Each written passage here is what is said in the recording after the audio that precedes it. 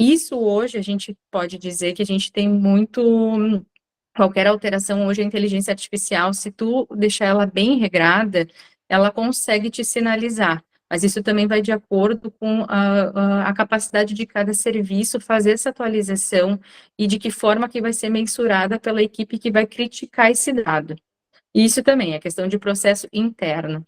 Nos programar as datas de administração dos quimioterápicos. Hoje, por exemplo, eu trabalho numa instituição que tem um sistema informatizado de agendamento, né?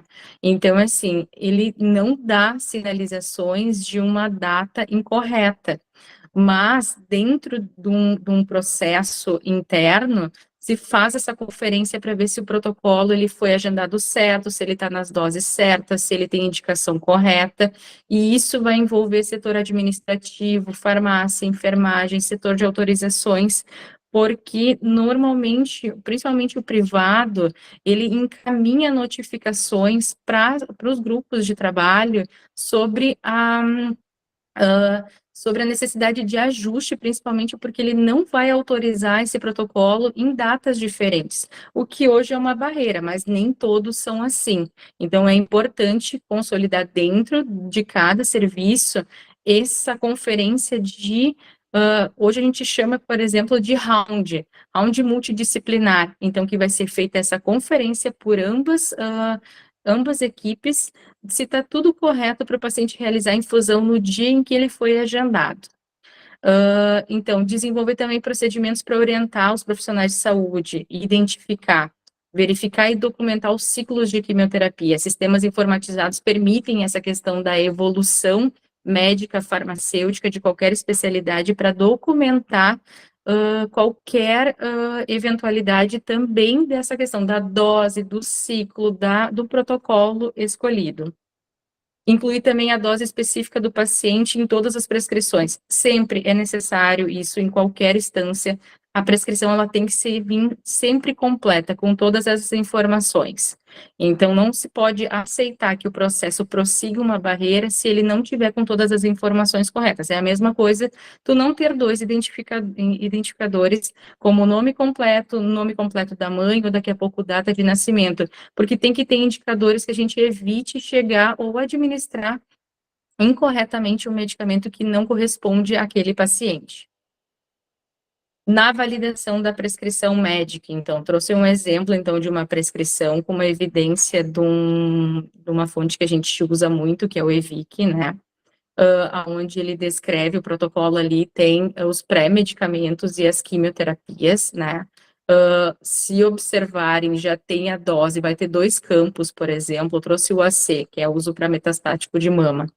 A ciclofosfamida tem 600 do lado e 1.000 miligramas. São campos pré-estabelecidos, aonde o 600 miligramas metro quadrado. Isso é um protocolo clínico oncológico. O que é o metro quadrado? É o cálculo de aferição que vai ser feita pelos técnicos de enfermagem, peso vezes altura, vezes 3.600 raiz quadrada. Ela é uma fórmula que tu pode calcular ou na calculadora, ou tem calculadoras digitais, aonde de acordo com essa superfície, será feito o cálculo multiplicando pelos 600 miligramas metro quadrado. Nesse caso, o paciente deveria fazer 1.000 miligramas metro quadrado, 1.000 miligramas nessa aplicação, o D1.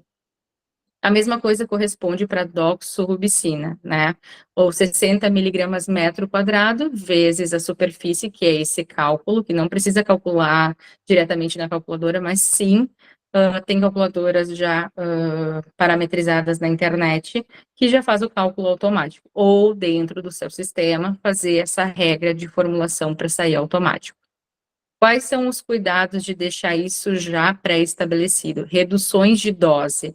Reduções de dose, muitas vezes, elas têm que ser muito ponderadas, porque o sistema, ele pode, daqui a pouco, calcular de forma que a superfície, ela está cheia e ele teve uma alteração de função renal que exige 20%. Então, assim, existe até maneiras de fazer essa redução via sistema, botando o percentual de 20% e ele fazendo essa compensação, mas normalmente é bom fazer essa conferência, por isso que quando o médico realiza a prescrição, sempre o farmacêutico vai fazer essa validação clínica do protocolo, se está na dose correta, se está no dia correto, se está totalmente de acordo para o paciente poder fazer a aplicação no dia que ele está agendado. Deixei ali a evidência, então, do EVIC, que daí, então, a frequência de repetição desse ciclo a cada 21 dias. Então, sempre tem ferramentas e também outras plataformas, que nem MOC, tem a SBOC também traz, que é a Sociedade Brasileira de Oncologia Clínica, traz protocolos já pré-estabelecidos de acordo com as diretrizes, tanto de evidências de estudos já bem consolidados, para a gente poder utilizar na prática clínica. E, importante, sempre elencar para a equipe de enfermagem, como uma conferência, o que vai ser utilizado antes. Ali nessa prescrição, ela não está em ordem de administração. Por exemplo, dexametasona, fosaprepitant e palonozetrona, eles são pré-quimioterápicos, são medicamentos que são usados para evitar eventos adversos relacionados aos medicamentos. Como é que eu defino isso? Em cima do potencial hematogênico de cada medicamento, será construído o protocolo de acordo para evitar esses eventos adversos de cada medicamento. A ordem de infusão também, ela vai ser muito importante, essa orientação, porque ela influencia diretamente na ação dos fármacos. Então, por exemplo, a ciclofosfamida ela é um pró-fármaco catalisado, diretamente pelo citocromo P450. Então, a doxorubicina ela é um inibidor moderado dessa mesma enzima, mas para evitar a depuração plasmática, ela é retardada da doxorubicina devido à metabolização da ciclo. Então, sempre recomenda-se que primeiro a doxorubicina antes da ciclofosfamida. Também tem uma regra que se usa também, assim, que a vermelha, ela sempre vai ser feita a vesicante antes da irritante. Então, e também tem um cuidado de preparo desse medicamento pelo risco de derramamento, de extravasamento do medicamento, da droga, que pode ocasionar também efeitos no próprio, ou no paciente, no acesso do paciente que está sendo feita a administração, ou no profissional que está administrando, se ele não estiver com os EPIs adequados.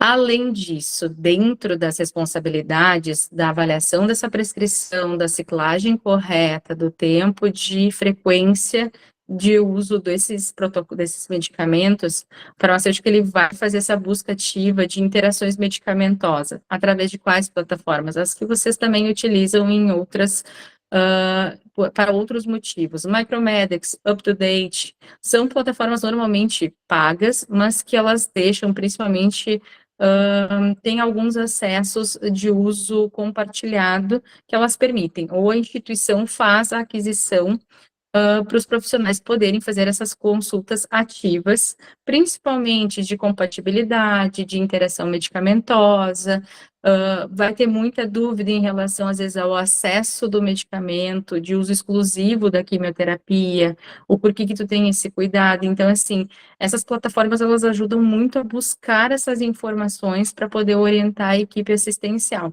e até mesmo para fazer essa orientação ao paciente.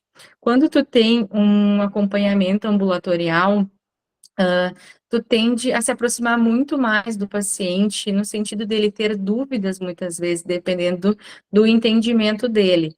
Então, ele vai questionar questões que, às vezes, não foram orientadas pelo corpo clínico, nem pela enfermeira na primeira consulta. Então, o farmacêutico, ele se torna uma peça fundamental junto a esse paciente para a compreensão dele do tratamento.